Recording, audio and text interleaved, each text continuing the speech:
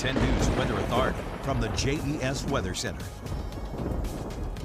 Good morning, everyone. We are starting to see hints of spring out there, and because of that, I have indicated our picture of the day sent in by Beth Johnson out at Mill Creek. Looks like she was out hiking just the other day and spotted a beautiful picture of the waterfall along Mill Creek. And as you see here, we're starting to see some greens pop up as spring is upon us. And yes, spring is only officially 2 days away, or astronomical spring is only 2 days away from now. It occurs on March 20th. At 5:01 to be exact in the morning. So with that in mind, I wanted to sort of break down the vernal equinox and show you planet position based on the changing of seasons that we go through each and every year. About 4 times, right? We've got the summer solstice, the winter solstice, the autumnal equinox, and then the vernal equinox. Now, both the autumnal and the vernal equinox, that is when the Earth is tilted neither toward or away from the sun. So we have equal amounts of daylight and darkness at roughly all latitudes. So almost every single location on Earth shares roughly the same amount of daylight and darkness. Now, if the sun, or excuse me, if the Earth is tilted towards the sun at the north latitude, that means that the northern hemisphere is in summer, the southern is in winter.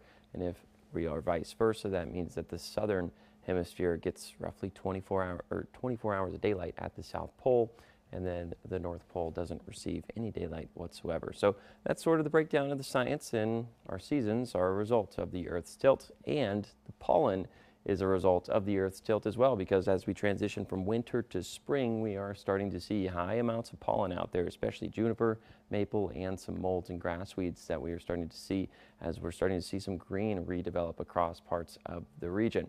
Temperatures out there this morning are fairly chilly, right around 30, maybe 40 degrees in some of our neighborhoods, but mostly chilly out there. We're going to continue to warm up thanks to mostly clear and sunny skies. We do have an area of high pressure that's building in overhead. It's going to stay overhead for the next 2 days roughly. We get to 48 degrees by 10 a.m. this morning, and then this afternoon we're back into the mid to upper 60s for the New River Valley. Everywhere else, upper 60s to about the lower 70s, with Southside being the warm spot right around 72 degrees this afternoon.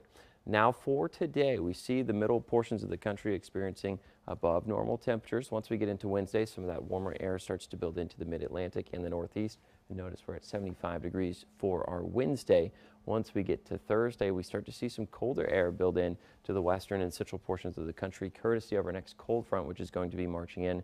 And then by Friday, we'll start to see our winds increase and temperatures be slightly below normal. So here's a look at what we are tracking. That area of low pressure eventually comes swinging on in on our Thursday. Chances for rain are isolated right now between about 30, 40, maybe 50% for some of our more western zones like the New River Valley, perhaps even the Highlands. But here's one last look at your 7-day forecast. The next 2 days are dry. We start to see a little bit of cloud increase tomorrow on our Wednesday as temperatures soar to 75 degrees.